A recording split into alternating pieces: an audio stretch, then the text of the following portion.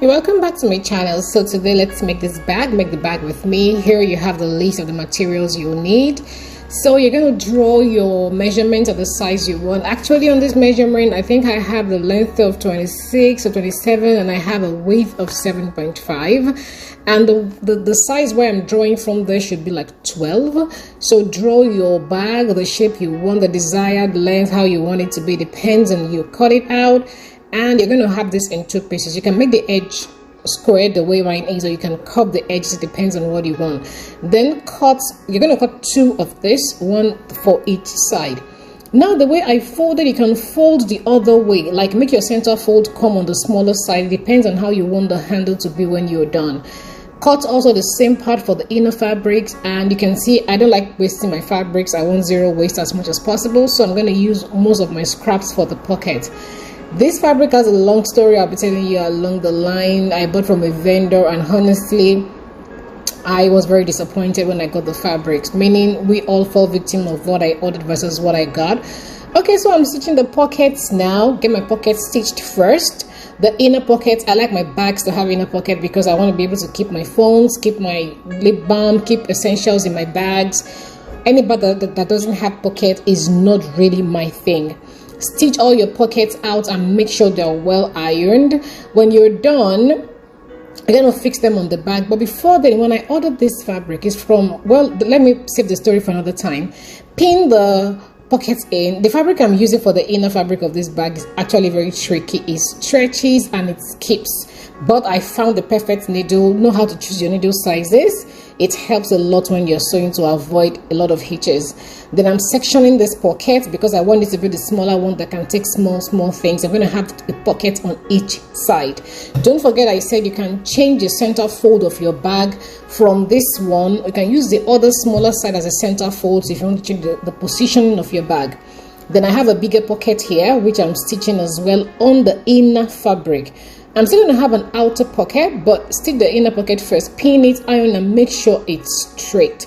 Because, for example, you can choose to turn your bag inside out. This bag can be reversible. This pocket I'm doing a little embroidery on is going to be the outer pocket, and my machine has some little, so I chose the one that I think I like that gave me a lacy style.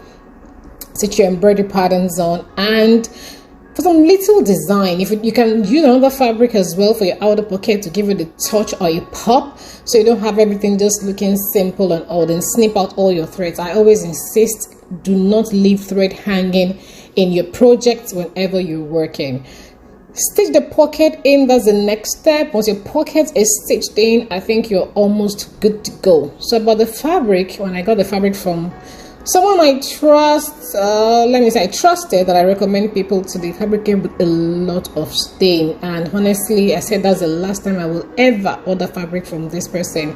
So vendors, be careful, don't go wrong with things, because recommendation helps a lot. I mean, I can't recommend the vendor again, but that's that. Then stitch the sides. That's the sides I'm stitching now. After stitching the sides, you do the same thing on the side of the bag and the side of the lining. Then it's time to stitch the curves, the curved parts that goes to the handle, and depending on how you face your fabric, the handle could be the other way. Notch every curve. Anytime you're sewing, do not forget this. Curves should be notched. I'm pinning this side because there are tendencies sometimes of your outer fabric and your inner fabric to have little centimeter or little inches difference. So do not overlook the difference. Always pin them to make sure they are even, so you don't have your bag looking awkward when you're done. Then stitch the under part and try to make like a rectangle shape at the bottom to give your bag like a sitting position. If you don't do this, it's going to look like a straight tote bag. This rectangle part I'm doing here is to ensure the bag can sit and accommodate some stuff, so you can make it as big as you want. Do it on both the inner and the outer fabric. Whatever you do on the inner fabric, you do on the other fabric. You can see it properly here. Cut off the excess rectangle so that you can turn your bag out easily. And when you're done, now it's time to use one handle. one handle to turn it out. Be very careful. If your fabric is very thick, you might have a little difficulty, but you will be able to do it as long as the handle is not too thin. After you're done, we're almost through. It's just a very easy project that you can do. Match the handles. Be sure they're not going to twist.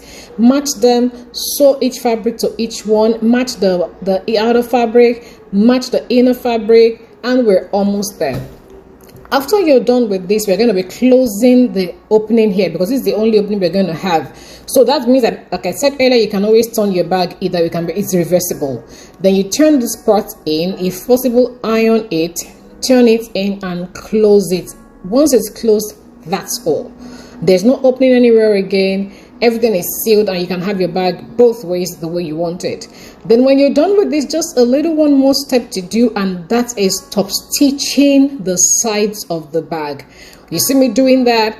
You can top stitch with another thread if you want to have a little contrast or for some style or fashion or thereabout. Top stitch everything, and yeah, you're almost good to go. If you're going to try this, feel free to send me your results. And if you haven't subscribed to my channel, go ahead and subscribe. There are tips, there are tutorials, there are a lot of things to learn. If you want to learn one-on-one classes with me, feel free to send me an email or a WhatsApp message, and I'll be here to give you some answers. Learn at your pace. I always tell people skill is never a waste. Every skill is useful. I mean, I love this bag, and each time I carry it, I get compliments like, oh, that's a nice denim bag, you know. So you can always use your denim fabrics as well, your old denim trousers or whatever as a recycle or upcycle project. Have fun while making it, and feel free to use some accessories the way you want. Touch it up, jazz it up, and have a so beautiful time. Subscribe, and see you later.